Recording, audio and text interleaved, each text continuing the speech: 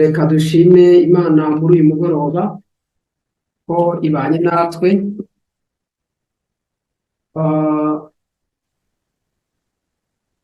Izina ryayo rihabwe icyubahiro.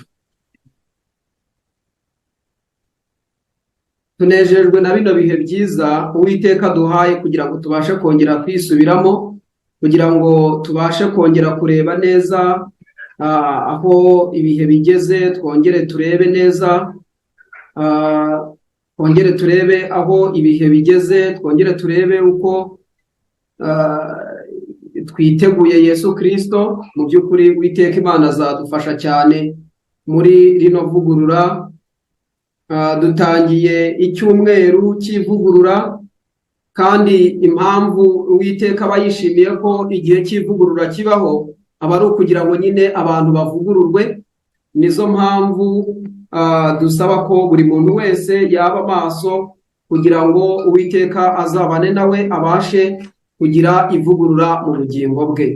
Insanganyamatsiko ikomeye kandi itureba cyane tugomba kuganiraho, ariko kandi tukayiganiraho buri muntu wese azirikana nyine iby'ibihe dusohoyemo ko ari ibihe bikomeye cyane, ko ari ibihe bidasanzwe, ni ibihe bidasanzwe.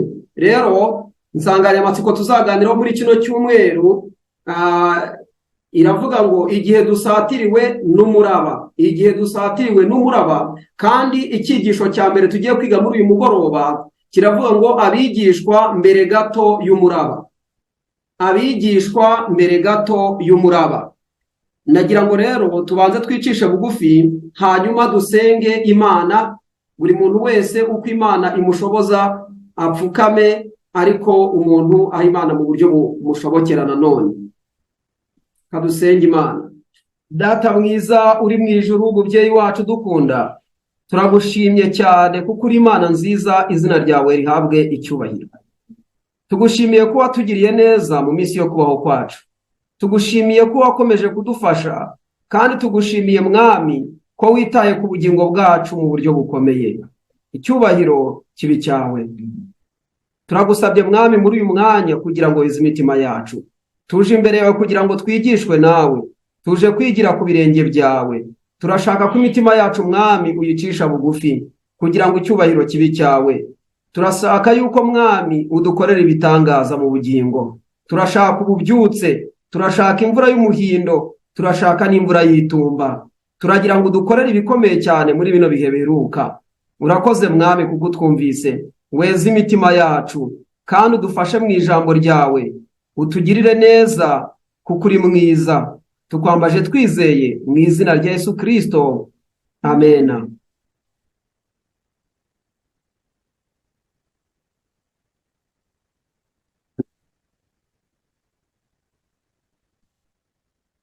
Yego, murakoze cyane. Nk'uko rero twari turi kubivuga, insanganyamatsiko tufite ni iriya nsanganyamatsiko ikomeye cyane ivuga ngo igihe dusatiriwe n'umuraba. Igihe dusatiriwe n'umuraba, kandi icyigisho tugiye kwiga muri iyo nsanganyamatsiko kiravuga ngo abigishwa mbere gato y'umuraba. Abigishwa mbere gato y'umuraba nicyo cyigisho tugiye kuganira. Rero ndagira ngo dufate Bibiliya zacu, ndagira ngo duhite dufata Bibiliya zacu, hanyuma turebe iri somo ryo muri Matayo igice cya 26. Matayo 26 duhere ku murongo wa 36. Hari amagambo akomeye shaka ko twitaho muri uyu mwanya. Nagira ngo aya magambo buri muntu wese ayiteho.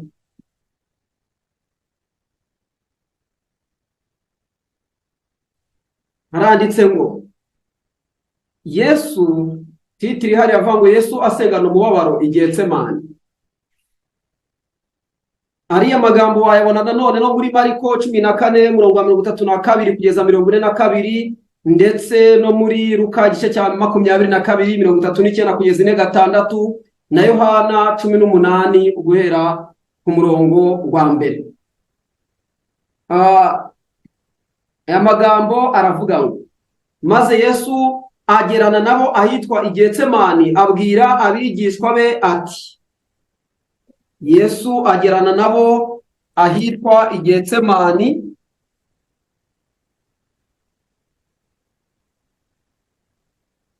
agerana nabo ahitwa i Getsemani, abwira abigishwa be ati, nimwe mwicaye aha nigire hariya nsenge. Ajyana Petero na bene Zebedayo bombi, atangira kubabara no guhagarika umutima cyane, maze arababwira ati, umutima wanjye ufite agahinda kenshi kenda kunyica, mugume hano mubane maso nanjye. Yigira imbere ho hato arunama arasenga ati, Data, niba bishoboka iki gikombe kindenge, ariko bye kuba uko jyewe nshaka, ahubwo bibe uko wowe ushaka. Agarukaho abigishwa bari, asanga basinziriye, abaza Petero ati, harya ntimubashije kubana maso nanjye isaha imwe? Mube maso musenge mutajya mu moshya. Umutima ni ukunze, ariko umubiri ufite intege nke. Yongera kugenda ubwa kabiri arasenga ati, Data, niba bidashoboka ko iki kindenga, ngo kereka nkinywereyeho ibyo ushaka aba ari byo biba. Yongeye kugaruka asanga basinziriye, kuko amaso yabo aremereye.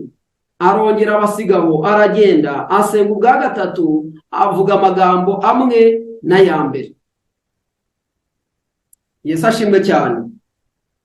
Aya magambo ni amagambo akomeye cyane kandi ni amagambo atangaje.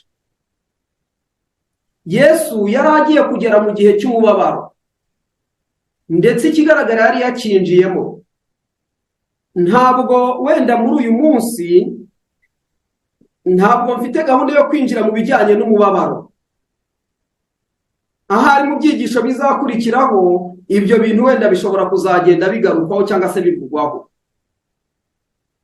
Ariko icyo nshaka kugaragaza aha ngaha ni uburyo Yesu yari ageze mu gihe gikomeye cyane. Ariko ndashaka kugaragaza nanone ikindi gikomeye, cyuko nubwo Yesu yari ageze mu gihe gikomeye, ntabwo abigishwa aribo bari borohewe. Nabo ubwabo bari bageze mu gihe gikomeye, baba babizi cyangwa se batabizi.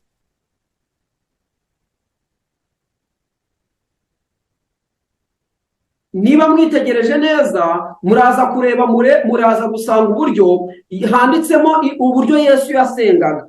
Haranditse ngo maze Yesu aragenda agerana n'abahitwa i Getsemani, abwira abigishwa bati, nimube mwicaye aha nigire hariya nsenge. Mwibuke neza, Yesu yari agiye gusakirana n'ibihe bikomeye, yari agiye gusakirana n'abaza kumufata, ndetse n'indi mibabaro ikomeye igiye gukurikiraho. Ariko kandi si ibyo gusa, yari agiye no gusakirana no kwihakanwa n'abitwaga yuko bari abigishwa be cyangwa se barabe.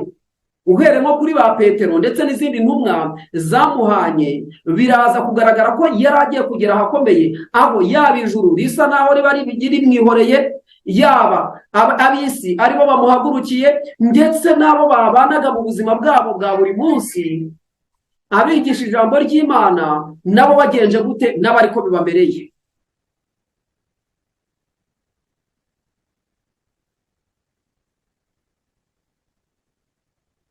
Yesu ashimwe. Ndagira ngo iki kintu tuze kucyumva neza. Noneho kandi agira gutya, ubwo hari abigishwa muri rusange, abo ngabo baraho, Bibiliya tubwiye ngo yasangaga basinziriye. Agira noneho abigishwa batatu, uwitwa Petero ndetse n'abitwa bene Zebedayo, uyu nguyu ni Yohana ndetse na Yakobo, bagaragaraga yuko bafatwa na bugingo n'ubu uzasanga bafatwaga nk'inkingi, na nyuma yabo ajyana nabo, atangira guhangayika cyane. Arababwira ati, umutima wanjye ufite agahinda kenshi kenda kunyica. Aravuga ati, mugume hano mubane maso nanjye. Nicyo yarabasabye. We yarabasabye ngo nimugume hano mubane maso nanjye. Yigira imbere ho hato arunama arasenga. Mu yandi magambo, Yesu Kristo gahunda yari afite cyangwa se uko muri kino gihe cyari kigeze, we yari arimo asenga ati, Data, niba bishoboka iki gikombe kindenge, ariko byiye kuba uko jyewe nshaka, ahubwo bibe uko wowe ushaka. agaruka aho abigishwa bari asanga basinziriye. Ndagira ngo twumve iki kintu, ndetse biza kuba ngombwa ko baza Petero ati harya ntimubashije kubana amaso nanjye nibura isaha imwe? Abaza Petero, niwe yabajije impamvu. Ni uko icya mbere gikomeye ni uko ari we wavugaga yuko adashobora kumwihakana. Mu yandi magambo, igihe bateraga hejuru bati ntituri bukwihakane, we ni we wateraga hejuru avuga ngo, igihe bavugaga bati rwose, yababwiraga ati ibyanjye birabahemuza, bo ni Petero niwe wateye hejuru avuga ngo nubwo abandi bakwihakana njye sindi bukwihakane. None mbere yaho yuko ibyo biba, Petero ari kugaragara mu bantu basinziriye, kandi ngo ari buze kugaragara ari intwari mu gihe kiri imbere. Ndagira ngo ibi bintu tuze kubyumva neza. Abaza Petero ati harya ntimubashije kubana amaso nanjye isaha imwe? Mube maso musenge mutajya mu moshya. Umutima ni ukunze ariko umubiri ufite intege nke.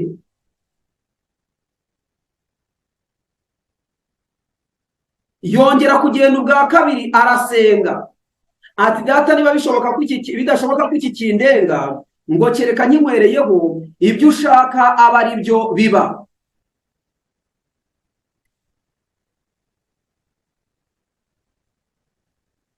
Ibintu biratangaje cyane kandi birakomeye. Petero we biragaragara Yesu yari azi aho ibintu bigeze, ariko Petero izindi ntumwa zasaga naho zitazi aho urugamba rugeze.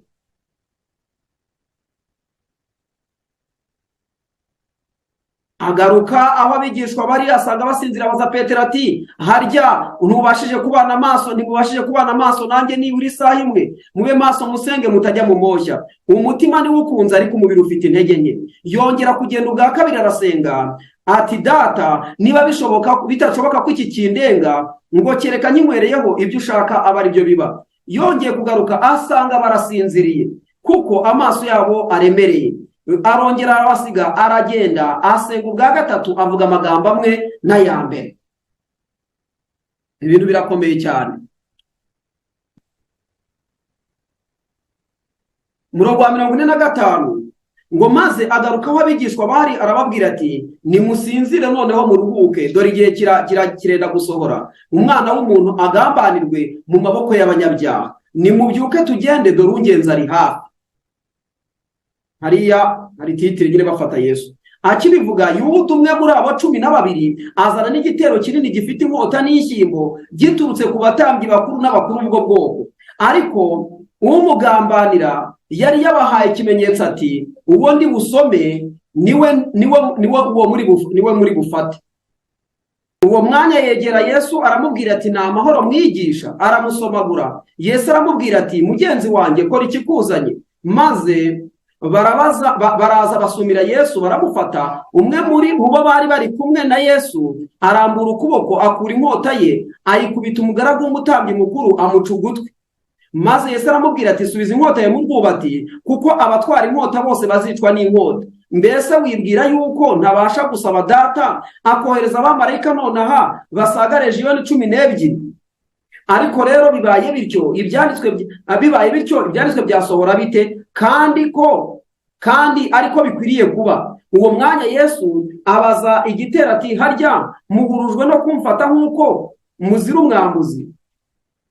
Mufite inkota n'ishyimbo. Nicaraga mu rusengero iminsi yose nigisha, kuki mutamfashe? Ariko ibi byose bibereyeho kugira ngo ibyanditswe n'abahanuzi bisohore, kuko abigishwa bose baramuhana barahunga.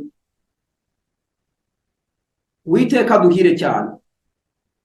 Niba murimo mwitegereza neza, ndagira ngo murebe neza kino gihe Yesu bari bagezemo ndetse n'abigishwa be, neza hafi yuko igitero kiza kumufata. Ubwo turagaruka hino gatoya, ntabwo turi bwinjire muri kino gihe, iki gihe cyane, wenda uko byari bimeze detaye umwuka w'Imana azabitanga ku buryo bizinjirwamo mu buryo bugize burambuye. Ariko muri uyu mwanya ndagira ngo nashaka ko tureba abigishwa cyangwa se intumwa za Yesu ukuntu zari zimeze mbere ho gato yuko agera mu gihe cy'umubabaro, mbere yuko abambwa. Kandi nabo bari bageze mu gihe gikomeye kandi gishishana.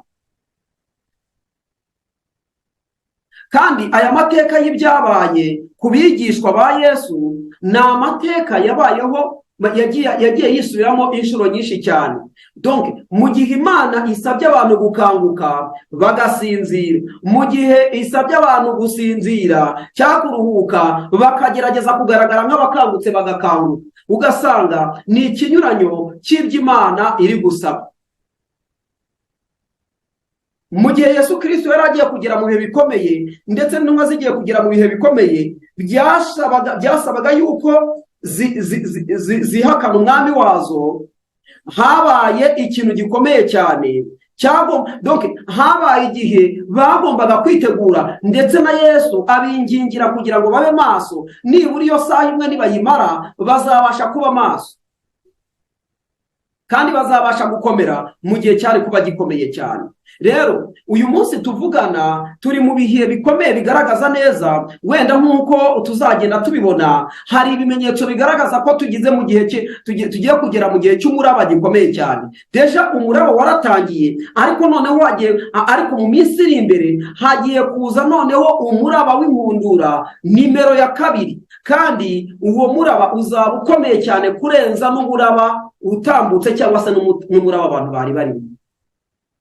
Birasobanura rero ngo igihe bimeze gutya biba ari ibintu bikomeye. Igihe Yesu turibuka mu gihe cyashize, mu gihe cy'umwuzure, Nowa ubwo yari arimo ndetse n'abatuye isi babwiye ko hari igihe gikomeye cyane cyari kiri imbere, ariko Imana yitegereje abatuye isi bona ntibiteguye, ibwira Nowa ngo nabaze inkuge.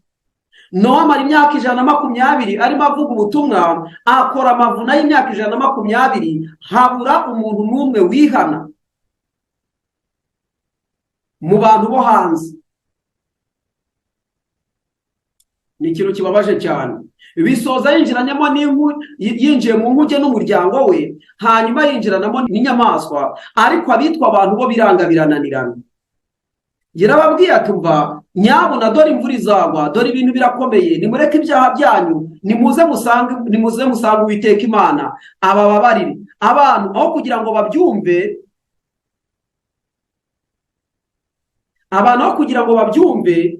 bibereye muri gahunda zabo.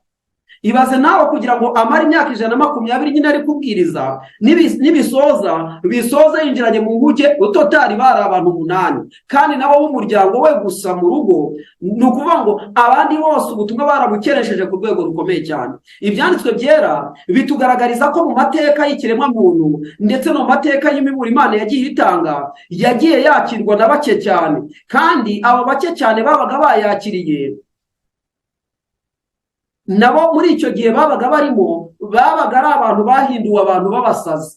Mu yandi magambo, muri sosiyete zabo barebwaga nk'abasazi, muri sosiyete zabo barebwaga nk'abatuzuye, muri sosiyete zabo barebwaga nk'abakabyi, muri sosiyete zabo barebwaga nk'abantu baremereza ibintu, muri sosiyete zabo barebwaga nk'abantu batagira ibyo bakora, barebwaga nk'abantu badashaka iterambere, barebwaga nk'abantu bahora baciraho amateka abantu, barebwaga nk'abantu bahora bica umutekano wa rubanda. Mbese mu mateka yose yabayeho, abantu babaga bafite ubutumwa bwo kuburira abantu ku bijyanye n'umuraba uje, cyangwa ku bijyanye n'ingorane zije, ku bijyanye no kurimbuka kuje. Aba bantu babaga mu mateka yagiye abaho, abagiye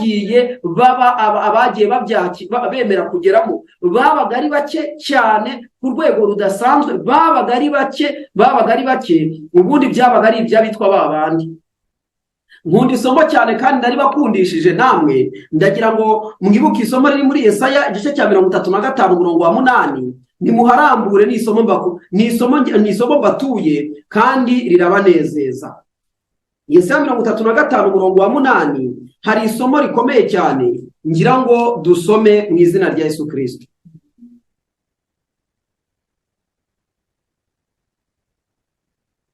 35 umurongo wa 8 Yesaya haranditse ngo, kandi hazabaho inzira nyabagendwa, iyo nzira izitwa inzira yo kwera, abanduye imitima ntibazayicamo, ahubwo izabiye abandi. Abagenzi naho baba ari abaswa ntibazayiyoba. Aya magambo ndayakunda cyane. ariko nyakundira rino jambo rikomeye riravuga ngo hazabaho inzira nyabagendwa.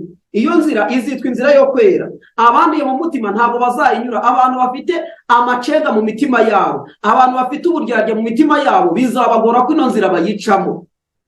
Abanduye mu mutima ntabwo bazayicamo, ariko baravuze ngo izaba iya babandi. Amen. Iri jambo bijya bintangaza cyane.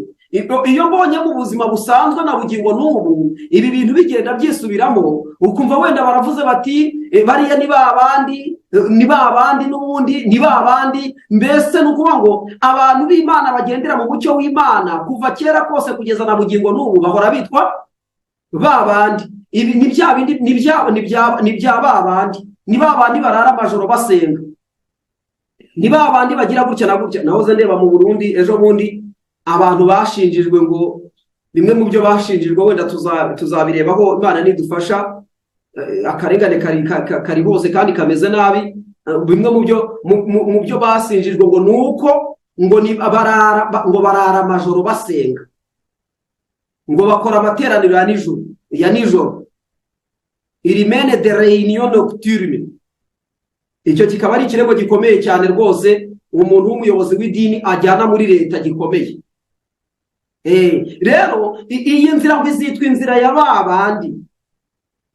Kubera icyo ubundi iyo turebye dusanga ahantu hari inzira y'Imana, ibijyanye no kwera, ibyo kwita ku mwuka w'ubuhanuzi, ibyo kwita kuri temperance, iby'ubuvuzi, mbese iby'ububyutse n'ivugurura, ibyo gusenga, ibyo kwihana no kubabarirwa ibyaha, ibyo kwatura ibyaha, kuki bihora ari ibya babandi? Buri gihe byitwa ibya babandi, byitwa ibya babandi, byitwa ibya babandi. Impamvu ni uko ari babandi nyine batandukanye n'isi,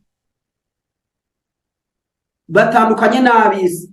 Ariko iyi nzira yo kwera ngo izitwa iya babandi, na bugingo n'ubu iragenda yitwa iya babandi. Niko bimeze rwose. Hari umuvandimwe utazi inyunganizi aravuga ngo nuko Satani abanga. Kubera yuko ndetse n'abagaragu, yaba ari Satani, yaba ari abagaragu be cyangwa se abambari be, bose banga abo bantu, bagahora bitwa babandi. Tuzarinda tugeze imperuka abantu bitwa babandi. Imana idufashe cyane rero. Noneho rero icyo nari ndi kuvuga ni iki, ni ukuvuga ngo mu gihe bigaragara neza mu myiteguro yagiye isabwa mu mateka y'isi, yaba mu gihe cya Nowa, muraza gusanga ukuntu ibyo bintu byari bimeze.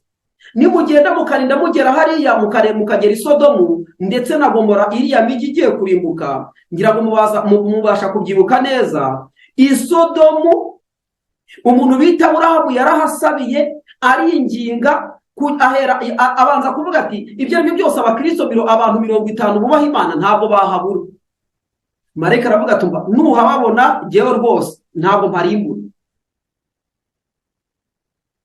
Kubera ko Imana itibeshya, ntabwo byasabaga yuko wenda hajyaho kuba gucekinga, nuko nta bari bahari. Uwiteka aramubwira ati ntabahari. 45, 40, 35, 30, 20, 15, 10 barabura neza. Birasobanura ngo umujyi wose byashoje havuyemo umuryango wa Aburahamu. Ndetse na Loti nawe wendaga kurokoka, nawe ahandi nawe byaragoranye, byasabye ko marayika amukurubana. Bisaba ko marayika amukurubana kugira ngo ahamuvane, ajyana n'abakobwa be ndetse n'umugore we. Ariko umugore we mu mutima ntigeze ava i Sodomu, we yigumiye i Sodomu mu gihe ibintu byari bikomeye bimeze nabi. Mu yandi magambo, mu gihe Aburahamu ahangayikishijwe no kwingingira Sodomu, umugore wa Loti we yari afite ikibazo, arangamiye Sodomu ku rwego rudasanzwe cyane. Igihe ibintu byakomeye, abandi nibo bibereye mu bindi bintu utamenya ubwoko bwabyo. Kandi umuraba usatiriye Sodomu, umuraba usatiriye umuryango wa Loti, umuraba usatiriye abantu, umuraba usatiriye umujyi. Ariko umugore wa Loti yibereye mu butunzi bwo muri Sodomu, arangamiye Sodomu nkaho mu by'ukuri mbese nk'umuntu witeguye kwirimbukiramo rwose. Imana itugirire neza cyane. rero ubwo ngubwo ibyo ari byo byabayeho mu mateka y'isi, kandi noneho uramutse unagiye neza ukagenda ukurikiraho no mu bihe byabayeho, mu bindi bihe byabayeho, ubwo tufashe nk'urugero rw'Isodomu na Gomora, uko ibyo bintu byagenze, ko n'ubundi harokotse mbarwa ku rwego rudasanzwe, abandi bose baratikira ku rwego rukomeye cyane. Ibi bintu bijyanye n'uburyo abantu baba bari mu ruhande rw'Imana ndetse baba biteguye kurwana intambara ndetse n'urugamba rukomeye, byagiye bisubiramo mu mateka rwose, mu mateka menshi cyane. Muribuka mu gihe cya Gideyoni ukuntu ibintu byagenze. Mu gihe cya Gideyoni yahagurukanye n'abasirikare bagera ku 32,000, ariko Imana iravuga ngo aba bantu bakabije kuba benshi, bagenda babera imine bavanwamo. Byashoje Gideyoni ajyanye ku musirikare ajyanye ku rugamba n'abasirikare 300 bonyine. Iki ni ikintu gikomeye cyane. Hari ukuntu abantu bagendera mu Kristo bakabona ni benshi, bakabona abantu bafata Bibiliya ni benshi, bakabona abantu bakumva baba mu by'Imana ni benshi, abaririmba Imana ni benshi, abazenga ni benshi, abagira gute ni benshi, hanyuma abantu bagatwarwa n'ikintu cy'icyokere gisa n'ikibabwira yuko rwose ibintu nta kibazo muri ubwo birimo abantu benshi, byanze bikunze ntabwo abantu barimbukira icyarimwe. Ubwo birumvikana yuko kameme abantu bakwiyeranja. Ariko ibyo bintu byagiye bigaragara ko mu mateka ibyo abantu bagiye bibwira ntabwo byabaga ariko bimeze. Niba abantu ari abasirikare 32,000 bigasoza harokotse hagiye abasirikare 300, abandi bose bakajugunywa, mbese ntibajyanwe ku rugamba, mubitekereza mute? Niba ndagira ngo mutekereze Yohana Umubatiza yarabwirije cyane, nanone arabwiriza, abwira abantu noneho kwitegura Mesiya ugiye kuza, aramusobanura. Kandi Yohana Umubatiza yari umuntu wari uzwi, yari umubwiriza, yari umuhanuzi wari wemerwaga muri Isirayeli muri rusange. Ariko abatambyi bakora umurimo ukomeye cyane wo kubuzanya kwezera Yesu Kristo. Ndashaka kubabwira ngo Yohana atoranya abigishwa, ntabwo ibyanditswe byera byagiye bigaragaza umubare w'abantu Yohana yatoye, ariko wasanga abantu bakurikiranye ubutumwa bwa Yohana bakabwizera ari bake cyane, kubera ko n'ibyanditswe byera bivuga muri Yesaya igice cya 53 uhere ku murongo wa mbere ngo mbese ninde wizeye ibyo twumvise? Mbese ukuboko k'Uwiteka kwahishuriwe nde? Ko yakuri imbere ye nk'ikigejigeji, nk'igishyitsi cyumburira mu butaka bwumye. Ayo magambo avugwa bigaragara neza ko hari nibazwa ngo ninde wizeye ibyo twumvise. Kandi bamwe mu babivuze ibyo ngibyo bagombaga kuvuga harimo Yohana Umubatiza ndetse na Yesu Kristo. Ariko ikibazo cyaribazaga ngo mbese ni bande babyizeye? Mbese ko muzi neza ko Isirayeli yari yuzuye abantu, bababwira ko abigishwa ba Yohana bari bangahe? Abigishwa ba Yohana bari bake cyane ugereranije n'igihugu cyose cya Isirayeli. Ni ibintu bitangaje. Ibyanditswe byera bitubwira ko Yohana yabwirije ubutumwa, ndetse n'abahanuzi bari barabwirije, bavuga mu buryo budasanzwe, biragenda birakomera cyane, birinda bigera mu gihe Yohana Umubatiza wabwirije arabwiriza ngo yiteguza abantu. Ariko reka mbabwire ikintu gikomeye cyane. Nyuma y'imizingo yari yaranditswe n'abahanuzi, nyuma y'ibyanditswe byera byari byaranditswe, nyuma y'inyandiko nyinshi cyane zari zaranditswe, nyuma y'ibibwiriza byinshi byari byarabwirijwe n'abahanuzi, nyuma y'ibintu byinshi cyane byari byarizweho, dore ikintu cyaje kuvamo. Kandi bose uhere kuri Mose babaga bavuga ko hari ugiye kuzaza ari wo witwa Mesiya, kandi azaba ari Mesiya ukomeye cyane, kandi ko amahanga yose agomba kuzaherwa umugisha binyuze muri we. Ibyo bintu byari byaravuzwe uherekera cyane mu gihe cya Mose. Ariko ntabwo mushobora gutangazwa nuko Yesu yaje akavukira muri Isirayeli, bigasoza habuze neza marayika ngo yaraje arazenguruka. Marayika ngo yaraje arazenguruka ngo ari gushaka ahantu haba biteguye Mesiya, ngo arangije ngo ahera ajya mu gitambyi, araheba, ajya mu bafarisayo, ajya mu basadukayo, ajya hehe, ajya mu basanzwe mu bo wakwita bizera basanzwe, ajya mu baturage, ajya ibwami, ajya ahantu hose bitwa ngo bayobora ishyanga rya Isirayeli. Marayika ngo abura abantu biteguye Mesiya, ngo yari agiye gusubirayo, ngo asubijeyo raporo mbi cyane, ngo afite agahinda, ngo kubw'amahirwe agwa ku itsinda ry'abantu b'abashumba barimo baganira ku bya Mesiya.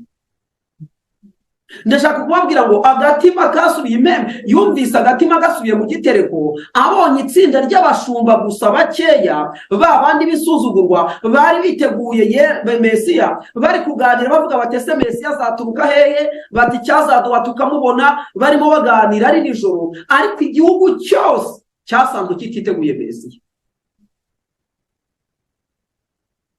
Mbese mutekereza ko amateka atagenda yisubiramo, atazisubiramo?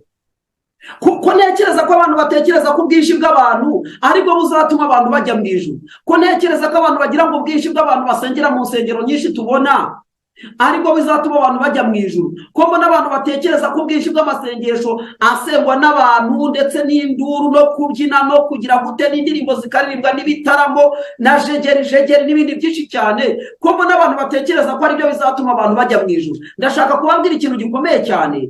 Mu gihe cya Yesu, nyuma y'ibibwiriza byabwirijwe uhereye kuri Mose n'abatubanjirije n'abakurambere n'abahanuzi bose, bagakora iyo bwabaga, bagakora ibishoboka byose kugera kuri Yohana Umubatiza, bakoze akazi gashoboka kose, ariko Mesiya, marayika aje kureba biteguye Mesiya, asanga ntabo, abona agatsinda gato k'abashumba gusa baragiye imikumbi yabo.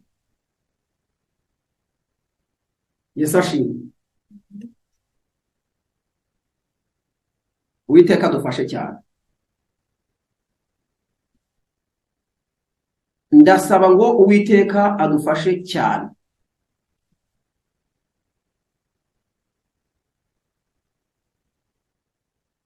Mubitekerezeho neza. Mubitekerezeho neza abavandimwe. Mubitekerezeho nshuti z'Imana. Nimutekereze ibi bintu bijyanye no gutegura Yesu, ibintu bijyanye no kwitegura Yesu ntabwo ari ibintu bigomba kudebekerwa. Ndababwiza ukuri, birasaba yuko ducika ku byaha. Ndababwiza ukuri, birasaba yuko dusenga tumaramaje. Ndababwiza ukuri, birasaba ko twihana tumaramaje. Ndababwiza ukuri, birasaba yuko ibintu byacu bisubirwamo neza. Ndababwiza ukuri, birasaba ko umuntu yisubiramo akareba neza urugendo ari kugenda. Ndababwiza ukuri, birasaba yuko umuntu yongera akigenzurisha ibyanditswe byera n'urugero rwo hejuru rwa Yesu Kristo. Ndababwiza ukuri, nta mikino irimo aha ngaha. Ibyanditswe byera bitugaragariza dukurikije amateka nuko yakurikiranye, tukareba icyo ibyanditswe byera bivuga, bitugaragariza ko iyo bigeze mu gihe nyirizina, igihe ishungura ryagombaga kuba ryavuzwe, igihe umuraba wagombaga kuba wavuzwe, igihe ikigeragezo cyagombaga kuba cyavuzwe, igihe iby'Imana yavuze ngo bigiye gusohora byabaga byiteguwe, byagaragaraga neza ko abantu batiteguye pe, ugasanga habonetse mbarwa.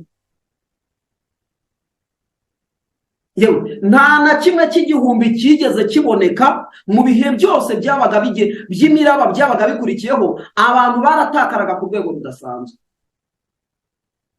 Rero nizo mpamvu buri muntu wese akwiye gutekereza akavuga ngo nibura abaye ari umwe yaba ari iki. None se niba koko ntekereza ko yakagombye kuba jyewe, ni ikihe kintu gihamya kijyanye n'imyiteguro n'aba afite? Ni ikihe kintu kijyanye n'imyiteguro n'abafite kimpamiriza ko abaye ari umwe yaba ari jyewe? Iki kintu dukwiye kugitekerezaho. Bwoko bw'Imana, bana b'Imana, nshuti z'umusaraba, iki kintu dukwiye kugitekerezaho. Babaye bake cyane. Maze ndagira ngo byumvikane neza, n'igihe Yesu yaramaze kwiyizira ari Yesu Mesiya w'ubwe. Mesiya w'ubwe wa umuremyi w'isi n'ijuru, uwandikije ibyanditswe byera, umucunguzi w'abari mu isi, nawe ubwe yiyiziye. Icya mbere mu kuvuka kwe hagaragaye abashumba bake cyane, gurupe nto y'abashumba. Igihe yajyaga mu rusengero agiye kwakirizwa, nyuma y'iminsi 8 nk'uko umuhango w'Abayuda wari uri, natangajwe n'amagambo ari mu gitabo mu gitabo cyitwa cy'uwifuzwe byose, aho banditse amagambo akomeye cyane ngo umutambyi, ni amagambo atangaje ngo umutambyi yanditse izina Yesu mu gitabo nk'uko basanzwe babigenza bandika amazina yose ayo ari yo yose y'abana. Ndetse muri icyo gihe ngo umuntu yahabwaga agaciro muri uwo muhango cyane mu yindi mihango iyo yabaga afite amafaranga atubutse, babyitaga atubutse kino gihe. Icyo gihe Yesu we ngo Yosefu na Mariya ubo nta n'umutungo bari bafite, kubw'ibyo ndetse no kwandika izina ryabo bakabakira nuko byari umuhango, ariko ubundi no kubakira ntabwo bajyaga kubakira. Ngo yanditse izina Yesu aryandika mu buryo busanzwe nkaho ari ikintu cyoroshye. Mbese yanditse izina Yesu gutyo gusa. Byarantangaje cyane ibi bintu, byarantangaje cyane, kandi nta muntu muzima utakagombye gutangazwa na kino kintu. Byari ibintu bitangaje cyane.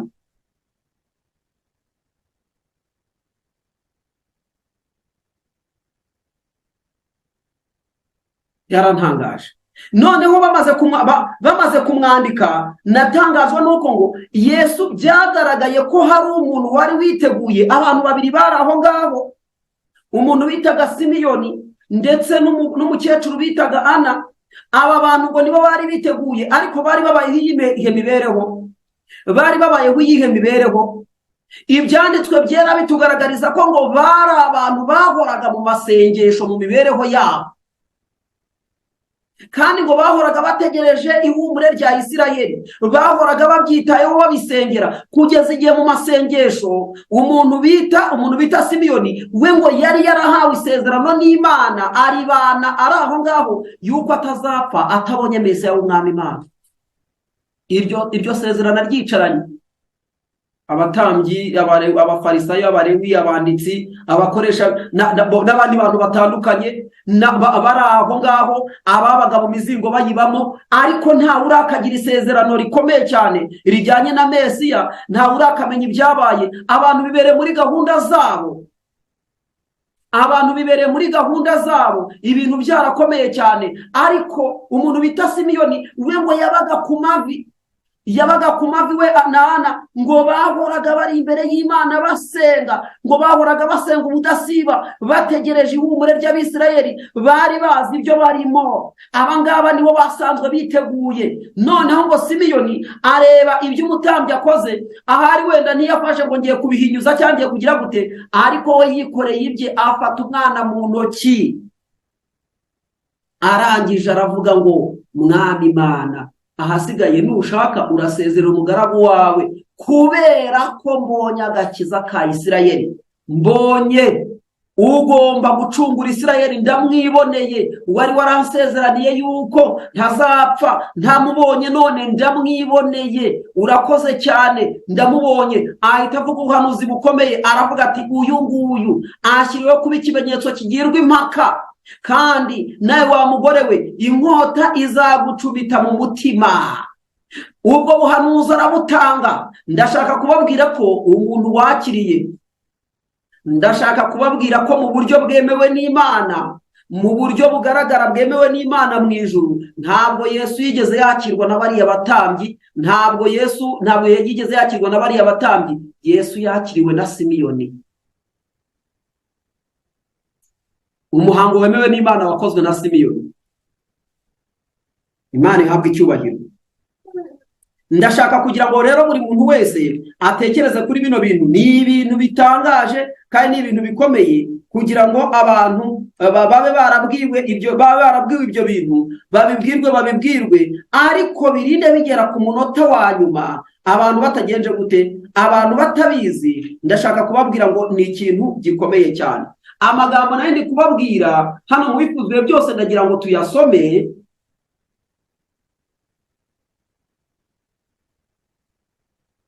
Imana ibaha umugisha cyane. Amen rwose. Ndabona ko mukurikiye. Ndagira ngo aya magambo tuyasome.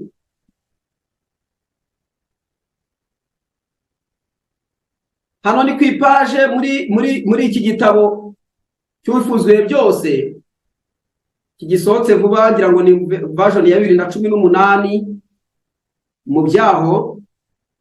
Yego, niho basobanuye kuri page ya 34 bavuga kino kibazo narindi kuvuga, ndetse na page ya 35 baranditse ngo mbega ukuntu umuhango wo kwakira Yesu wari ufite ubusobanuro butangaje, ariko abatambyi ntibawusobanukiwe. Ntiyabashije kumenya ibanga, ariko umutambyi ntiyawusobanukiwe. Ntiyabashije kumenya ibanga ryihishemo. Kumurikira abana Uwiteka wari umuhango usanzwe. Buri munsi umutambyi yakiraga amafaranga y'incungu uko abana bazanwaga kumurikirwa Uwiteka. Umunsi ku wundi yahoraga muri iyo gahunda y'umurimo we w'umuhango gusa, atitaye ku babyeyi cyangwa abana, uretse gusa igihe yabonaga ibimenyetso bimwereka ko abo babyeyi ari abakire. Ikibazo cy'amafaranga. Igihe yabonaga ko abo babyeyi abimwereka ko abo babyeyi ari abakire cyangwa ari abantu bakomeye. Yosefu na Mariya bo bari abakene, kandi ubwo bazanaga umwana wabo, umutambyi yabonye gusa umugore n'umugabo bambaye nk'abanyegalilaya, bambaye imyambaro ya gikene. Nta kintu cyababonekagaho cyashobora gukurura ibitekerezo, kandi batanze gusa ituro ryategekewe abakene bo mu rwego rwo hasi, mu cyiciro cya mbere cy'ubudehe. Mariya na Yosefu bari mu cyiciro cya mbere cy'ubudehe. Ibintu biratangaje cyane. Batuye ituro ryo mu rwego rwo hasi cyane. Umutambyi akora imihango ye nk'uko bisanzwe, aterura umwana mu biganza bye, amufatira imbere y'igicaniro. Amaze kumusubiza nyina, yandika izina Yesu mu muzingo w'igitabo cyandikwamo abana b'imfura. Nta na gato yigeze atekereza ubwo urwo ruhinja rwari mu biganza bye ko ari umutware w'ijuru, umwami w'icyubahiro. Umutambyi ntiyigeze atekereza ko uyu mwana ari we Mose yari yaranditseho. Umwami Imana yari yanditseho ngo umwami Imana izabahagurukiriza umuhanuzi muri bene wanyu umeze nkanjye, nuko muzamwumvire mu byo azababwira byose. Nk'uko biri mu Byakozwe n'Intumwa igice cya 3:22. Ntiyatekereje ko uyu mwana ari wa wundi Mose yifuzaga kubona icyubahiro cye. Nyamara ukomeye kuruta Mose niwe wari mu biganza by'umutambyi, kandi ubwo yandikaga izina ry'uwo mwana yari arimo yandika izina ry'uwo wari urufatiro rw'imyizerere yose y'Abayuda. Iryo zina niryo ryari kuzaba urwandiko ruyiciraho iteka, kuko gahunda yo gutamba ibitambo yari igeze ku iherezo. Igishushanyo cyari kigeze kuba gishushanya igicucu gihuye na nyiracyo. Haleluya. Rero ibi ni ibintu bitangaje cyane, ariko buretse wumve, ubwiza bwa Shekina bwari butakiri mu rusengero. Abatambyi bari bakomeje imirimo, ariko mu rusengero byari byaragenje gute? Ubwiza bwari bwarigendeye. Niko bizagendekera amadini muri iki gihe. Ubwiza bwa Shekina bwari butakiri mu rusengero, ariko mu mwana w'i Betelehemu niho hari hahishwe icyubahiro cya kindi abamarayika bunamira. Uru ruhinja rwari rutaragira icyo rumenya, nirwo rwari imbuto yasezeranywe, akaba wa wundi igicaniro cya mbere cyo mu marembo ya Edeni cyerekezagaho. Uyu ni we wari ishiro, we utanga amahoro. Uyu ni we wabwiye Mose ko izina rye ari Ndi. Niwe wari mu nkingi y'igicu, mu nkingi y'igicu y'umuriro ayobora Abisirayeli. Uyu ni we abahanuzi bari baravuzeho kera. Niwe wari uwifuzwa n'amahanga yose. Haleluya. Akaba igishyitsi, akaba n'urubyaro rwa Dawidi, kandi niwe nyenyeri igurumana yo mu ruturuturu. Izina ry'uru ruhinja rworoheje mbakundishije ariko ino paragraph. Mbese mwabyumvise neza? Murumva uburyo biryoshye cyane. Baranditse ngo izina ry'uru ruhinja rworoheje ryanditswe mu muzingo w'igitabo cya Isirayeli, rivuga ko ari umuvandimwe wacu, akaba n'amizero y'abantu bacumuye. Haleluya. Uruhinja rwari rumaze kwishyurirwa amafaranga y'incungu, nibwo rwari kuzishyura ingwate y'ibyaha by'isi yose. Niwe wari umutambyi ukomeye utwara inzu y'Imana, we muyobozi w'ubutambyi budakuka, utuburanira, kandi ari uburyo bwikomeye cyane yo mu ijuru. Imana ihabwa icyubahiro. nkunze kino gisigo turi gusoma muri iki gitabo ku ipaje, tugeze ku ipaje ya 35. twari ku ipaje ya 34 paragarafe yo hasi ya 4, nuko tugarukirije tugeze kuri paje ya 35. ndagira ngo rwose Imana idufashe twumve bino bintu. Ibintu biraryoshye cyane. Hano hepfo haranditse ngo ibyamwuka bisobanurwa mu buryo bw'umwuka. Mu rusengero umwana w'Imana yerejwe umurimo yari yaraje gukora. Umutambyi yamurebaga nk'uko yarebaga izindi mpinja, ariko nubwo atabonye cyangwa ngo yumve ikintu kidasanzwe, igikorwa cy'Imana cyo gutanga umwana wayo cyaragaragaye. Uyu muhango ntiwarangiye hatigeze umenya Kristo. Oya, i Yerusalemu hariho umuntu witwaga Simiyoni. Uwo yari umukiranutsi witondaga kandi yategerezaga ubure by'Abisirayeli. Mwuka Muziranenge yari muri we, yari yarahanuriwe na Mwuka Muziranenge ko atazapfa atarabona Kristo w'Umwami Imana. Uwiteka mu cyubahiro. Ubwo Simiyoni yinjiraga mu rusengero, yabonye ababyeyi bamurikira umutambyi umwana wabo w'umuhungu w'imfura. Imyambarire yabo yari ya gikene, ariko Simiyoni amenya impanuro za Mwuka, maze yumva adashidikanya ko umwana urimo kumurikirwa Uwiteka ari we humure ry'Abisirayeli. Uwo yari ategereje kubona. Nk'umutambyi wari wumiwe, Simiyoni yabaye nk'umuntu utewe hejuru n'ibyishimo. Umwana yari amaze gusubizwa Mariya, nuko Simiyoni aramuterura maze amumurikira Imana. Urumva ko ari we wamwakiriye? Yesu ashimwe. Kwakirwa kwabaye muri uriya muhango kwemewe n'Imana kwakozwe na Simiyoni, ikwakozwe n'uriya mutambyi. Imana ihabwe icyubahiro. Maze ibyishimo atigeze agira yumva bisabye umutima. Ubwo yari agiteruye umwana, ubwo yari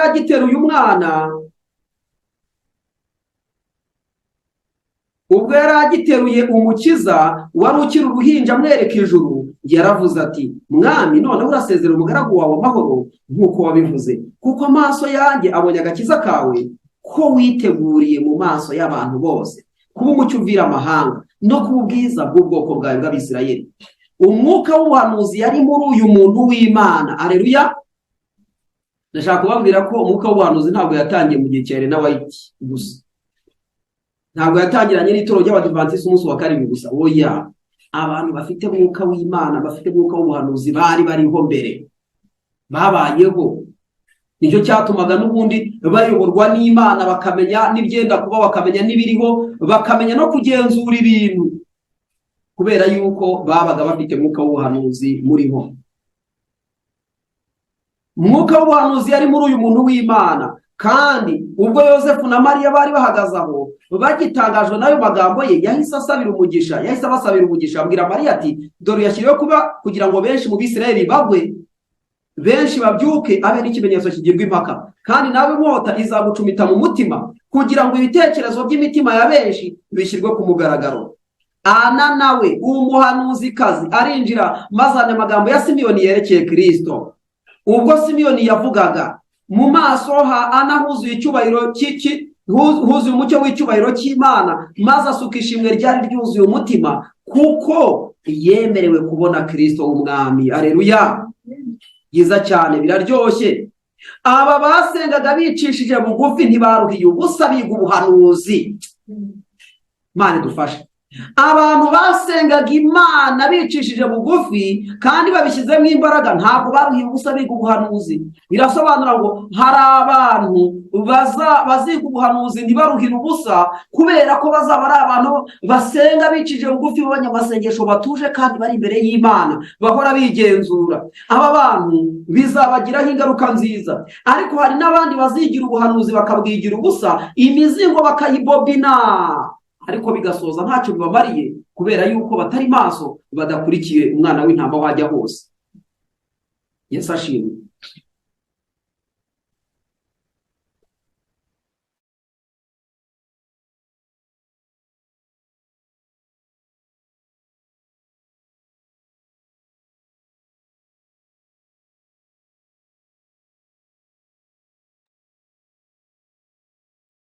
Imana iduhire cyane. Aba basengaga bicishije bugufi ntibaruhiye ubusa biga ubuhanuzi, nyamara abari mu myanya y'ubutegetsi n'abatambyi mu Isirayeli nubwo bo bari barumvise amagambo y'agaciro y'ubuhanuzi, ntibagenderaga mu nzira z'Uwiteka, kandi amaso yabo ntiyahumukiye kubona umucyo w'ubugingo. Ni nako bikimeze. Ibi bikorwa ijuru ryose ryitaho ntibigaragarira amaso ya bamwe, gusohora kwabyo mu gihe ntibyitabwaho n'abayobozi b'idini hamwe n'abasengera mu nzu y'Imana. Abantu bishimira Kristo mu mateka bagatera umugongo Kristo uhoraho.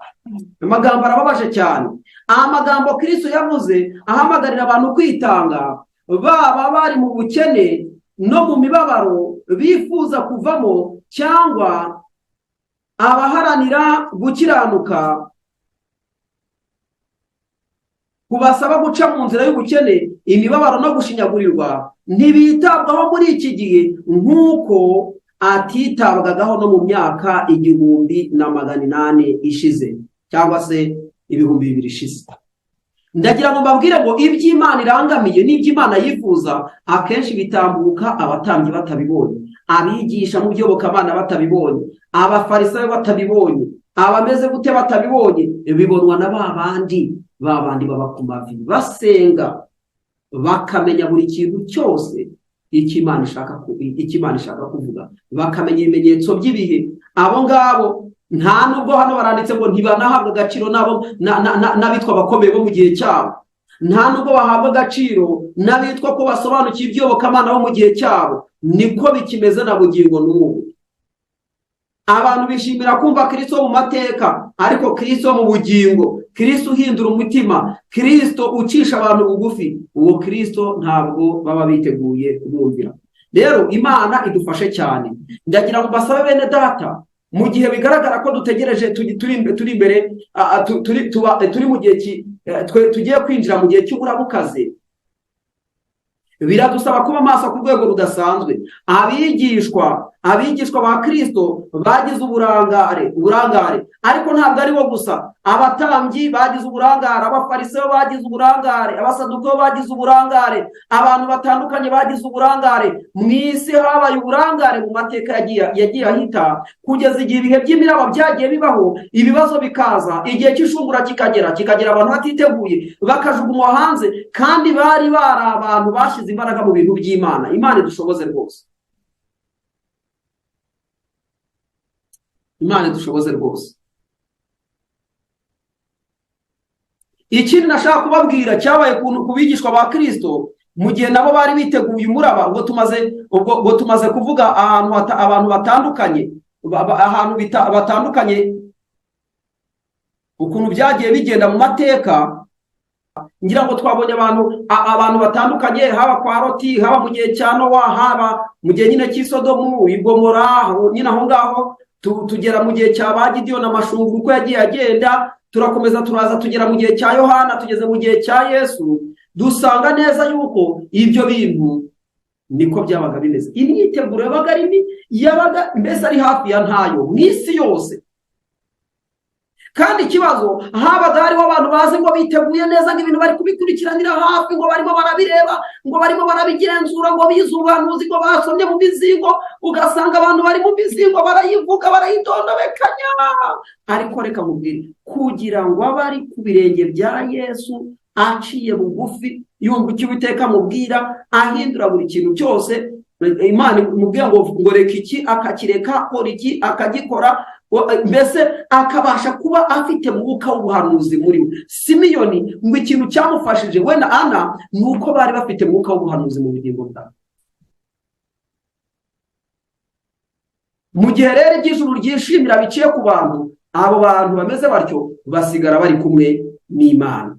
Imana itugirire neza cyane. Ndagira ngo turebe ikindi cyabaye rero, murebe neza mu bijyanye n'abigishwa. Abigishwa bagiye bagira ibintu byo gutungurwa cyane ku rwego rudasanzwe. Ndagira ngo some mu icyigisho cyitwa ngo mu minsi yo kujya impaka. Amagambo ari mu gitabo cy'Uwifuzwa ibihe byose. haranditse ngo kuva igihe ababyeyi, ni paji ya 51 paragarafu ya 5, bitewe na wenda kuri version waba ufite ayo magambo uzashakira muri kiriya cyigisho cya 9 kivuga ngo iminsi yo kujya impaka. Kuva igihe ababyeyi ba Yesu bamusangaga mu rusengero, ibyo yakoraga byose byababeraga amayobera, ntiyajyaga impaka. Icyo nicyo Yesu cyamurangaga. Ibintu by'impaka, yindaga impaka za umva, habaga impaka nyinshi cyane z'abasadukayi, z'abafarisayo, z'abameze guti, iz'abatambyi, mbese habaga impaka n'amatiku ku rwego rudasanzwe. Yesu kubera ko yabaga azi ikimugenza, akaba azi n'icyo akora n'umurimo, ibintu by'impaka z'abayuda yarazirindaga, ntiyajyaga impaka. Ibyo yakoraga byose byababeraga amayobera, ntiyajyaga impaka.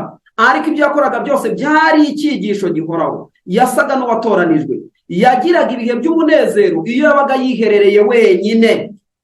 Abantu bazashobora kunesha ni abantu cyane bakunda kugira amasengesho yo mu rwiherero, kandi mu buryo bufatika, mu buryo bw'imbaraga, atari ibintu byo kurangiza umuhango. Aba bantu bazabasha kunesha mu gihe twegereye umurabo dusatiriye, bazabasha kunesha. Abantu bakunda kugira igihe cyo kwihererana n'Imana mu buryo budasanzwe, bakumva ijwi ry'Imana ntibumvirane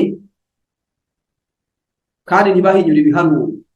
Ubundi ingorane ikomeye cyane yabayeho mu mateka, abantu bagiye bahinyura ibihanurwa, cyane cyane bashingiye ku mbaraga zabo za gifarisayo. Ibintu byagiye bituma benshi batakara, ibintu babyoroheje, babikinishije. Imana idufashe cyane.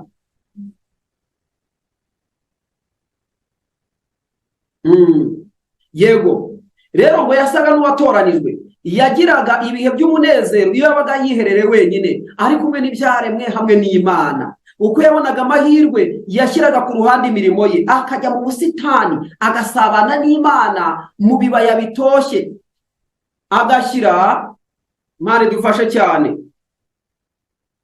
Uko yabonaga amahirwe, yashyiraga ku ruhande imirimo ye, akajya mu busitani agasabana n'Imana mu bibaya bitoshye, agashyikirana n'Imana mu mabanga y'imisozi cyangwa hagati y'ibiti byo mu ishyamba. Ariko umva iyo mibereho wowe, umva iyo mibereho. Nuko ibaze, Yesu yagiraga ibihe by'umunezero igihe yabaga yiherereye wenyine n'Imana.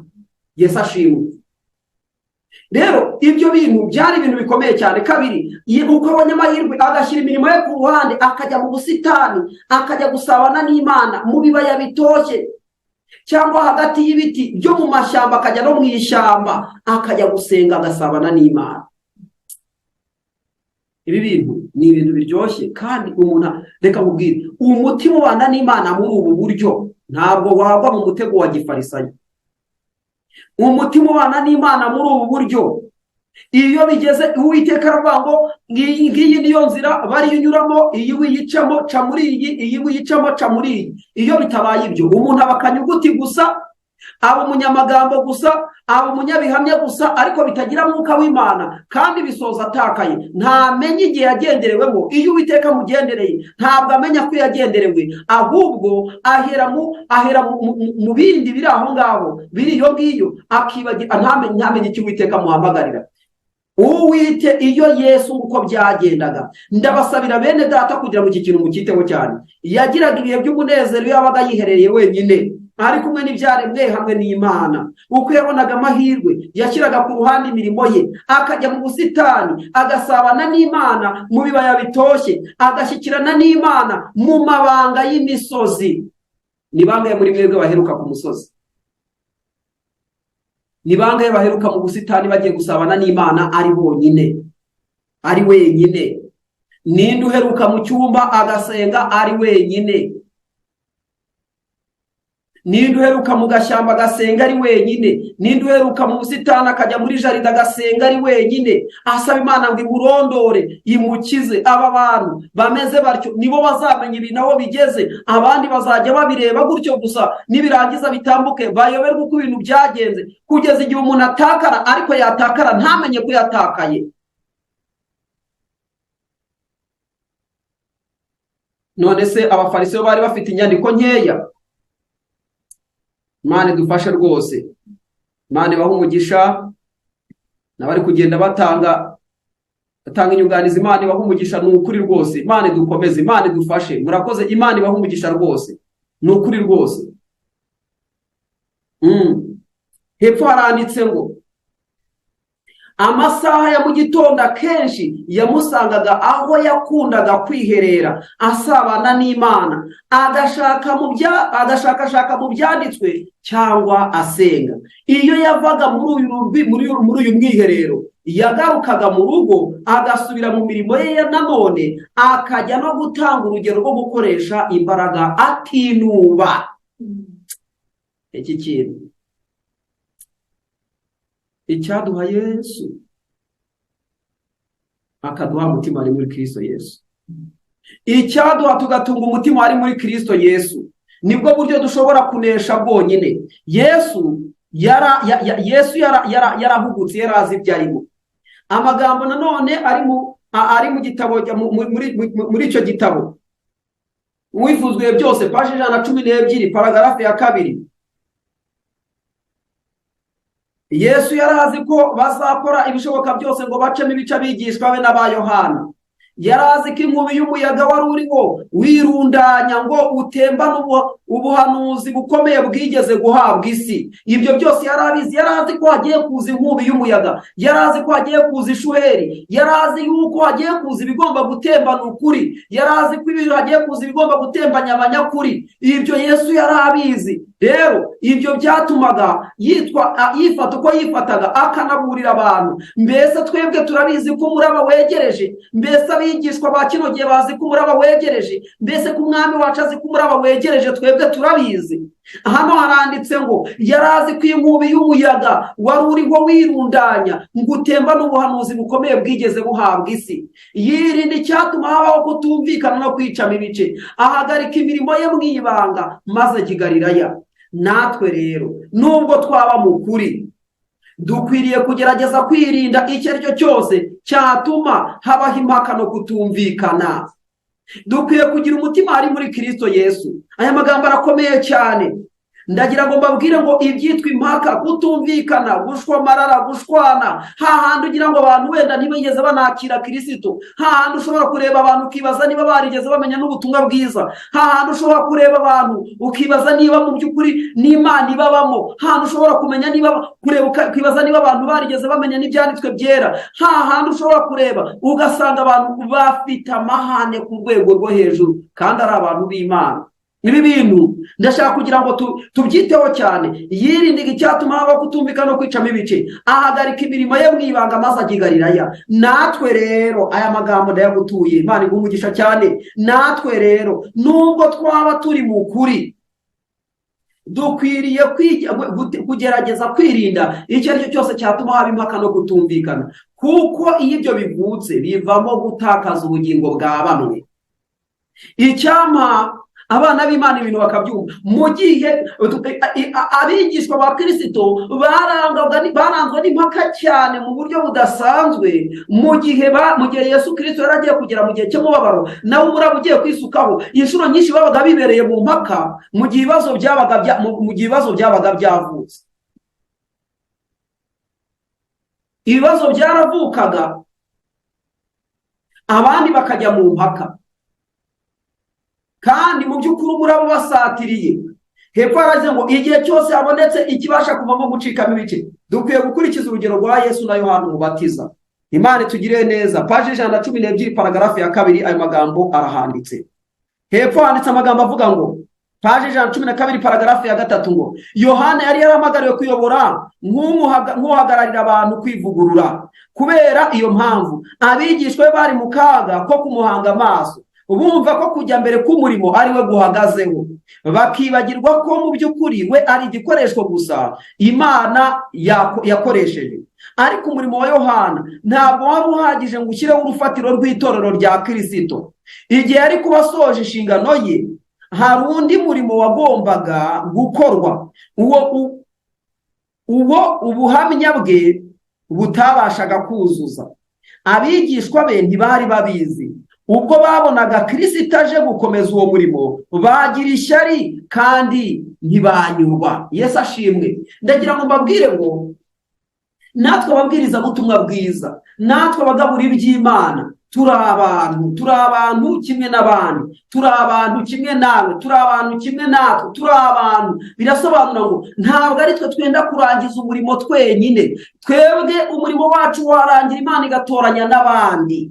Umurimo warangira Imana, twebwe ibyacu byarangira Imana igatoranya n'abandi, bikarangira igatoranya n'abandi. Umurimo w'Imana uzatsinda, ugomba kunesha. Nizo mpamvu tugomba gucishwa bugufi imbere ya Kristo akadukorera ibitangaza. Abigishwa mu gihe cya Yesu, mbere yuko Yesu bagera mu gihe cy'umubabaro, bari bahugiye mu bintu by'impaka, bari bahugiye mu bintu by'amagambo, bari bahugiye mu kumenya iby'umukuru uzaba muri bo, bari bahugiye mu bintu mbese ibintu bidafite agaciro, mu gihe bagombaga kuba bari gupfukama basenga. Imana idufashe kugira ngo buri muntu wese muri twebwe, buri mwana w'Imana wese unkurikiye, buri muntu wese ukurikira Yesu unkurikiye, yumve neza ko Imana idukeneye kutubona, ikeneye kutubona ku mavi dusenga Imana, twatura ibyaha byacu. Ikeneye kutubona ku mavi turimo twihererana nayo, turi mu cyumba. Ikeneye kutubona ku mavi dusenga, tuniga ijambo ry'Imana. Ikeneye kutubona ku mavi turimo dusabira abandi. Ikeneye kutubona ku mavi turi kwisabira ngo dusobanukirwe n'ibyanditswe byera. Ikeneye kutubona ku mavi turi gusabira ngo ingeso zacu zananiranye zibashe kunesheka. Ikeneye kutubona ku mavi turi gusabira kugira ngo tubone imvura y'umuhindo n'iyitumba. Ikeneye kutubona ku mavi turi gusaba kugira ngo Imana itunganye ibidatunganye mu murimo wayo. Ikeneye kutubona ku mavi turimo dusaba kugira ngo bene data batugiriye nabi bababarirwe, kugira ngo dukeneye kutubona ku mavi turi gusaba imbaraga zo kubabarira abaduhemukira. Ikeneye kutubona ku mavi turi gusaba imbaraga zo kunesha mu gihe kiri imbere. Uwiteka dushoboze kugira ngo abantu babashe kubyumva neza, adushoboze kugira ngo tubyumve. Abigishwa gukomeza uwo murimo, aho kugira ngo bakomeze uwo murimo, bo bagiraga ishyari maze ntibanyurwe, bakagira ishyari batekereza ngo umwigisha wacu ameze gutya, ameze nka gutya. Reka babwire, handitse amagambo hepfo kuri paragrafe ya 4, haranditse ngo ingorane nk'izo na n'ubu ziriho. Imana ihamagara umuntu gukora umurimo runaka, maze yawugezaho ubushobozi bwe bugarukira, Uwiteka akazana abandi bo kuwugeza imbere biruseho. Ariko kimwe n'abigishwa ba Yohana, benshi bumva ko kujya mbere k'umurimo gushingiye ku mukozi wa mbere. Oya, ibi ngibi ntabwo ari byo. Imana bamwe umukozi wa mbere arangiza umurimo we, iyo abaye maso ntatakare, Imana igatoranya undi, uwo ngo akaruhuka. Kandi yacunze nabi nabwo aratakara, Imana igatoranya abandi. Nizo mpamvu dukwiriye kuba maso cyane, tukisabira tugasabira n'abandi, kandi ducishijwe bugufi kugira ngo Imana ibe ari ihabwa icyubahiro. Ntabwo ari twe batangizi b'umurimo, nta nubwo ari twe tuzawusoza. Imana niyo yisoreza umurimo, ni nayo ifite ingashya z'umurimo mu ntoki zayo. Imana idufashe cyane rero.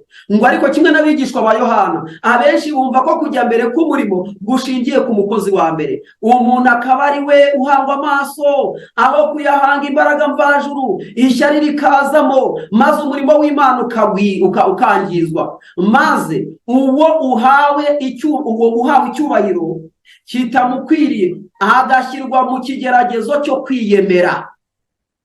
Ntabona ko nawe abashishwa n'Imana. Abantu bigishwa kwiringira kuyoborwa n'umuntu, maze bityo bakagwa mu ikosa, bityo bakava ku Mana. Ndagira ngo mbabwire bavandimwe, mureke tube maso, kandi buri muntu wese amenye yuko umutangizi w'uyu murimo ndetse n'umusoza w'uno murimo ni Yesu Kristo ukora umurimo. Abandi bose twese turi abagaragu b'Imana, twese turi abagaragu b'Imana. He kuzagira n'umuntu uduhanga amaso, ahubwo amaso azahangwe Kristo. Niwe utangiza umurimo kandi niwe usoza rwose. Naho umwana w'umuntu ntabwo yatangiza umurimo mu muntu, nta nubwo yawurinda, nta nubwo yawugeza ku musozo, ntabwo yabitse ikibitsanyo cya Imana yaragije umuntu, ntabwo ari wakimurindira, nta nubwo ari wakimugereza ku musozo. Ariko Imana yo irabishoboye. Yesu Kristo azahora ari Imana uhereye none ukageza iteka ryose. Reka tumuhanga amaso. Yatangiye umurimo mwiza muri mwebwe, niko ijambo ry'Imana mu Filipi 1:6 bavuga ngo izawusohoza kugeza ku munsi wo gucungurwa. Imana itugirire neza rero, kugira ngo tubashe kubyumva. Paragarafu ya 5 iravuga ngo umurimo w'Imana ntugomba kugira ishusho yo kwishyira hejuru by'umuntu. Uko ibihe biha ibindi, Uwiteka azagenda wuzanamo abakozi batandukanye, abagira ibikoresho asohorezamo umugambi we mu buryo burushijeho kuba bwiza. Barahirwa bemera gucishwa bugufi, bakavuga nka Yohana Umubatiza bati uwo akwiriye gukuzwa, naho jye nkwiriye gucishwa bugufi. Uwiteka abaha umugisha cyane, kandi Uwiteka abagirire neza. Aya magambo ndayakunze cyane, kandi aya magambo akomeze kudufasha, kandi buri muntu wese ayazirikane. Ni ukuri ndifuza ko Uwiteka adukorera ibitangaza muri uyu munsi. Ndagira ngo mbabwire ikintu gikomeye cyane. Reka dusome ariya magambo nanone mu gihe turi kugenda twerekeza ku musozo, reka dusome ariya magambo. Ariko Uwiteka tugirire neza cyane. Haranditse ngo amaso y'umukiza, ni paje 230 na kangahe na 7, paragarafu ya 3. Haranditse ngo amaso y'umukiza yitegereje ahazaza, yitegereza abantu ahantu hagari cyane. Abigishwe bagombaga kugeza ubutumwa hanyuma y'urupfu rwe. Amaso ya gihanuzi yitegereza ibizaba ku bagaragu be mu myaka yose kugeza ubwo azaza ubwa kabiri. Yeretse abayoboke be intambara bazasakirana nazo, abagaragariza imiterere ya na gahunda y'urugamba. Yashyize imbere yabo akababaro bazagira, kandi abereka kwitanga gukomeye bazasabwa. Yifuzaga ko bamenya neza ibyo basabwa kugira ngo batazatungurwa n'umwanzi. Intambara yabo ntabwo yari yo kurwana n'abafite amaraso n'umubiri, ahubwo n'abatware n'abafite ubushobozi n'abategeka iy'isi y'umwijima n'imyuka mibi y'ahantu ho mu ijuru. Kuko biri mu Befeso 3:12. Bagombaga guhangana n'imbaraga ndengakamere, ariko kandi bijeje ubufasha bw'Imana. Haleluya! Bijeje ubufasha bw'Imana. Imana yatwijeje ubufasha, yatugeneye ubufasha tugomba kubona. Nta mpamvu yo guhangayika, ariko tugomba gucishwa bugufi, Imana igashyirwa hejuru. Yego, abamarayika b'ijuru bose bari muri urwo rugamba, kandi n'abarenza abamarayika bari mu buyobozi bw'urwo rugamba. Mwuka Muziranenge ari uhagarariye umuyobozi w'urugamba, aza ku isi kugira ngo ubwe arurangaze imbere. Amena. Dushobora kugira intege nke cyane, tukagira ibyaha n'amafuta akabije, ariko ubuntu bw'Imana bwasezeraniwe abarushaka bafite umutima wo kwihana. Aleluya! Uyu munsi niba ufite n'imbaraga nke, uyu munsi niba ufite gucika intege, uyu munsi niba wumva hari ibitagenda neza, uyu munsi niba ubona wari ugwa mu byaha runaka ukubashaka kuguca intege, oya, wicika intege, hangana n'umwanzi. Bwira umwanzi, umva ngo urandwanya ariko ntabwo uzanesha, ndi kumwe na Yesu Kristo. Untuye hasi ariko ntabwo ariko bizakomeza, ngomba kweguka mu izina rya Yesu. Bwira umwanzi ngo wa mwanzi wanjye we winyishima hejuru, niyo naba naguye nzabyutswa na Kristo, kandi niwe uzampa ubugingo. Naramuka akinze ikiganza cya Kristo ahantu hazaba hari imbabazi Kristo yakugiriye, jya uvanye umubwira ngo mu izina rya Yesu uvana icyo kiganza, hanyuma haboneka ijambo rivuga ngo uyu nguyu yarababariwe. Ndagira ngo nkubwire, komera ushikame ku rugamba. Rero ndashaka kubabwira ngo Imana irashaka ko dushikama tugacishwa bugufi, maze Yesu agahabwa icyubahiro mu bugingo bwacu. Bagombaga guhangana n'imbaraga ndengakamere, ariko kandi bijejwe ubufasha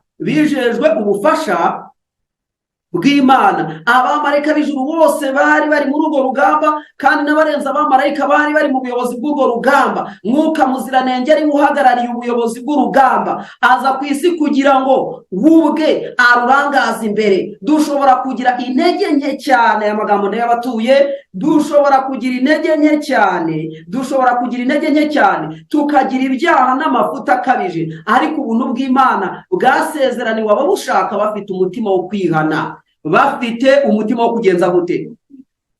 Bwasezeraniwe ababushaka bafite umutima wo kwihana, Imbaraga z'Imana nyir'ubushobozi bwose zateganirijwe abo bose biringira Imana. Haleluya! Imana itugirire neza cyane. Paragarafu ya 4, paje 237, mu bifuzwe byose. Yesu arababwira ati, dore mbatumye muri nk'intama hagati y'amasega. nuko mugira ubwenge nk'inzoka kandi muzabe nk'inuma mutagira amahugu. Kristo ntiyigeze abakinga ijambo na rimwe ry'ukuri, ahubwo yayababwiranaga urukundo. Yakoreshaga uburyo buhambaye, agatekereza cyane ndetse akita ku magambo yabwiraga abantu. Niko Yesu yabigenzaga. Yitaga ku ijambo ryose agiye kubwira abantu, yitaga ku magambo yabwiraga abantu, nuko akabatwara bakurikije uburyo barimo. Rero Imana idufashe cyane. Ntiyavugaga nabi. Haleluya.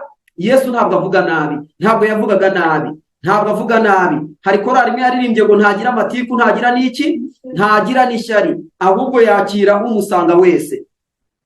Yesu ashimwe cyane. Ntiyavugaga nabi kandi ntiyakoreshaga imvugo ikaze bitari ngombwa, kandi ntiyababazaga abamuteza amatwi igihe bitari ngombwa.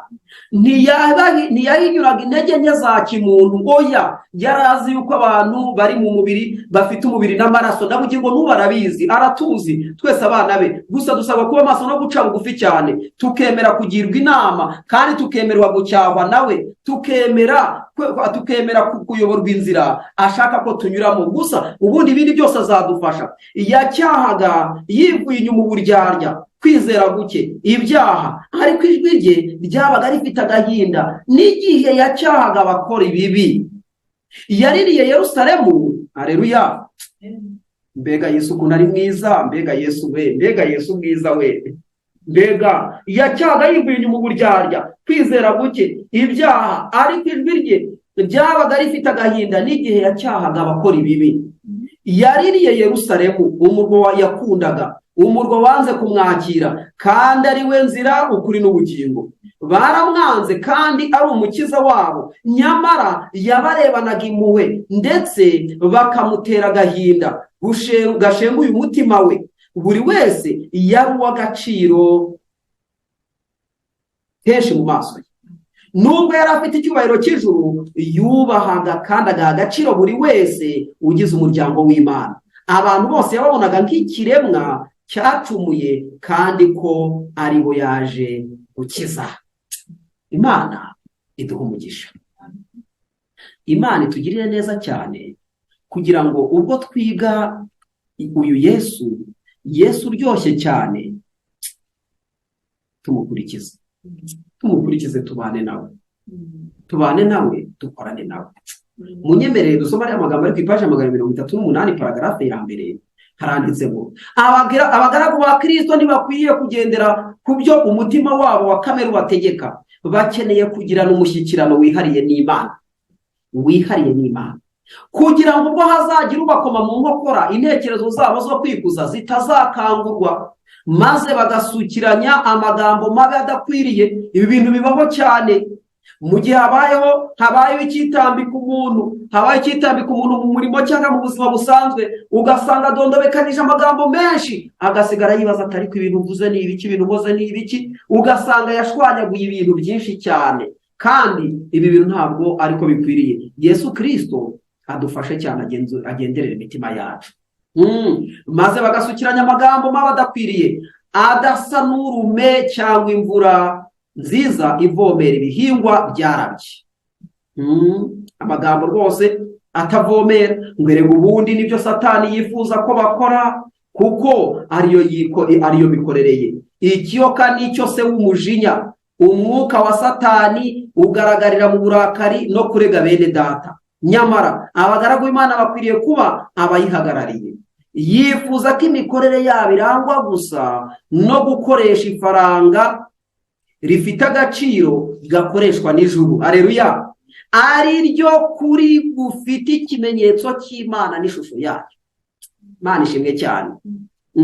Imbaraga zikwiriye gutuma dutsinda umwanzi ni imbaraga za Kristo. Imbaraga zikwiriye gutuma dutsinda umwanzi ni imbaraga za Kristo. Icyubahiro cya Kristo nizo mbaraga zabo. Bagomba guhanga amaso yabo ubwiza bwe. Ubwo nibwo bashobora gutwara ubutumwa bafite ubwenge bw'ijuru kandi bafite ubugwaneza. Kandi umuntu ufite umwuka w'ubugwaneza no mu gihe ashotowe ashobora kugeza ukuri ku bandi kuruta uko yajya impaka ashyizeho umwete. Imana idufashe cyane, idufashe kuba abantu bigira ku birenge bya Kristo, kandi idufashe kuba abantu banyurwa n'ibyo Kristo adukorera. Twaganira ibintu byinshi cyane, ariko na n'ubu turacyari kumwe. Twavuga ibintu byinshi cyane, ariko dushatse twashakira umusozo aha. Ariko tuzirikana iki kintu gikomeye cyane, nimureke abigishwa mu gihe bari biteguye, mu gihe Yesu Kristo yaragiye, mu gihe Yesu Kristo yaragiye kugera mu bihe bikomeye, n'abigishwa bakagera mu gihe cyo kugosorwa, ndetse hahandi abigishwa bari mu bintu bikomeye. Uzi ko bari kugenda babazwa, abigishwa bamwe nka Filipo bari bakibaza Yesu. Yatangajwe nuko Filipo yamubajije ngo databuja twereke Uwiteka, ngo twereke so turaba tunyuzwe.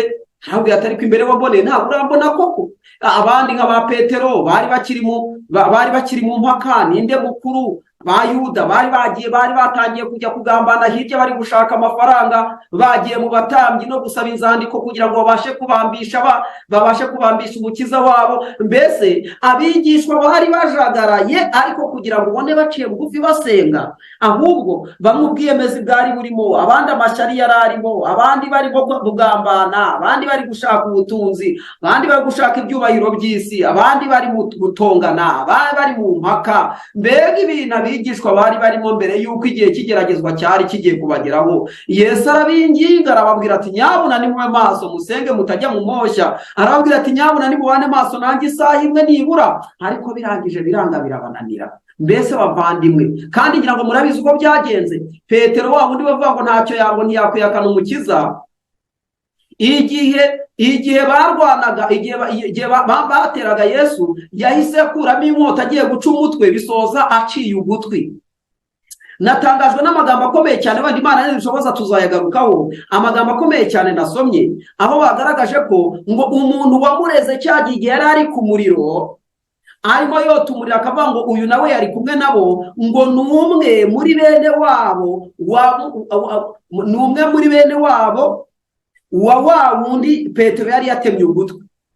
Mu yandi magambo, gutema ugutwi kwa Petero igihe yagombaga kuba ashyize inkota mu rwubati, kwamuviriyemo kwihakana umwami we.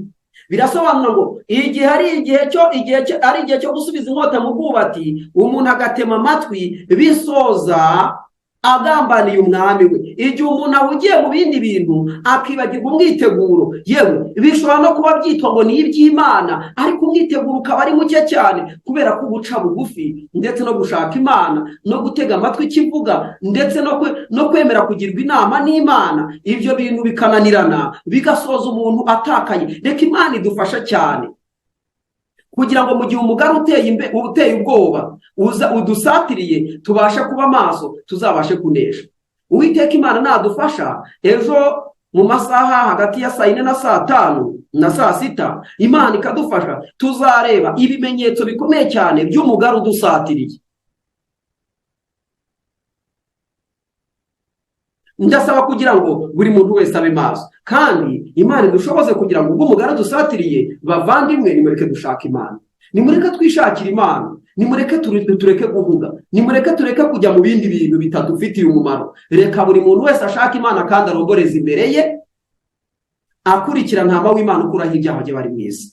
Niwe mutangiza w'agakiza, niwe ushobora kugasoza, niwe wifatiye ingashya mu biganza bye, niwe uzayobora no murima akawugeza ku munota wa nyuma, akawugeza ku cyambu, niwe wiyoboreye ubwato. Nimureke duhanga amaso rero umusare wacu, mureke duhanga amaso, tumuhanga amaso aho turi hose. Nimureke tuboneke mu rwiherero, nimureke niba nta bihe dufite tubishyireho, nimureke niba nta bihe byo kujya mu busitani tugiye gusabana n'Imana, tugapfukamiyo tukabana n'Imana. Niba hari n'ubuvumo wenda twajyamo tugapfukama tugasabana n'Imana, niba hari icyumba twajyamo tugapfukama tugasabana n'Imana, tukemera kujya twatura ibyaha byacu, tukemera amafuti yacu, tukigorora n'Imana, tukiyunga n'abantu twahemukiye, mbese tugakemura ibibazo dufitanye n'Imana. Nibwo umugari uri imbere utazigera ugenza gute udutembana. Naho ubundi dushobora gutembanwa, ugasanga ibyitwa iby'umwuka byose twabayemo n'ibindi byose bidupfiriye ubusa, kandi twarashyizemo imbaraga zose.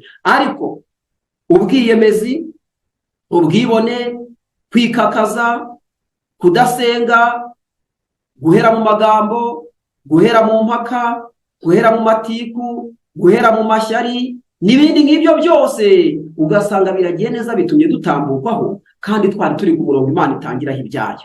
reka Imana idufashe kugira ngo tubashe kwigira ku birenge bya Kristo kandi tubashe kumukurikirana intambwe ku ntambwe, twemere kugendera mu nzira ya ba bandi, ariko ikaba ari inzira yo kwera no gutungana. Twirinde kuba banduye mu mutima, ahubwo tuba abantu batagira uburyarya imbere y'Imana. Niyo ibyaha twaba tubifite cyangwa se tubiguyemo cyangwa Satani yaratugaraguye, reka tubwire Satani tutitoka Satani, twebwe Yesu Kristo yarambambiwe, yaranyijije cyangwa se arashaka kunkiza, ntabwo nzakwemera, nzamukurikira kugeza ku munota wa nyuma, ntabwo uzigera ukikukana ubugingo bwanjye. Imana idufashe kandi duhe umugisha, nibyo mbasabiye nanjye mbyisabira mu izina rya Yesu Kristo umwami wacu, amen. Katwicishe bugufi dusenga Imana, dushobojwe n'Imana reka dupfukame. Icyakora aho Imana icyubahiro nanone mu buryo umushobokera. Data mwiza uri mu ijuru, umubyeyi wacu, izina ryawe rihabwa icyubahiro. Turakunezerewe cyane kuko udukoreye ibitangaza, utwigishirije kuri Yesu Kristo umwami wacu. Icyubahiro kibiki kandi icyubahiro kibi cyawe Data. Dukeneye gukorwaho nawe mu buryo utanga umusaruro. Imitima yacu iyumagaye, yabaye akahebwe, yagiye kure, ihuze cyane, mwami Imana ukayigarura ikabona ikime n'imvura, maze imbuto watubibyemo zigatoha, tukaba abana bawe by'ukuri kandi baturije imbere yawe, bari mu mahoro, bari mu mutekano, bari mu mutuzo, koko nk'abiteguye wowe, nk'abiteguye ibihe by'amakuba biri imbere. Ubuhanuzi butugaragariza ko ubwo umurimo warangiraga ubutumwa bw'Amariko wa gatatu busozwa, abantu bari barujujwe Mwuka Wera, kandi ibintu by'impaka byari byararangiye, kuko ubu butumwa ngo ntibuzasozwa n'impaka n'amagambo menshi. Ibintu by'ubwibone n'ubwiyemezi byararangiye, ivugabutumwa ryararangiye. Umuburo uheruka ngo wari warakwiriye ahantu hose, wari warishimishije abashatse kuwakira, abatarawakiriye wari warabababaje, ariko abana bawe bari bari mu mwanya mwiza. Uwiteka turakwinginze ngo uduhe kuba mu mwanya mwiza, uturinde kuzatungurwa nk'uko abigishwa ba mbere batunguwe bigasoza bakwihakanye. Mwami udufashe twe kuzakwihakana, tugirire neza kandi uduhe umugisha, maze uyu mugoroba abana bawe bose aho bari ubahe umugisha, kandi amateraniro dutangiye Mwami muri kino cyumweru cyose uzabane natwe, uzadusukira imbaraga zidasanzwe, kandi buri muntu wese umuhe kubigira ibye aho ari, abigira iminsi y'icyumweru cy'amasengesho biri siriyasi, kugira ngo azabashe gusoza ari mu bubyutse, imbaraga, amavuta yasutswe mu mperezo, mbese umuriro wo kukubaha, umuriro wo kugukorera, umuriro w'ubutumwa bwiza uri kugurumana mu bugingo bw'abantu. Tugirire neza uduhe umugisha mu izina rya Yesu Kristo umwami wacu, amen. Amen.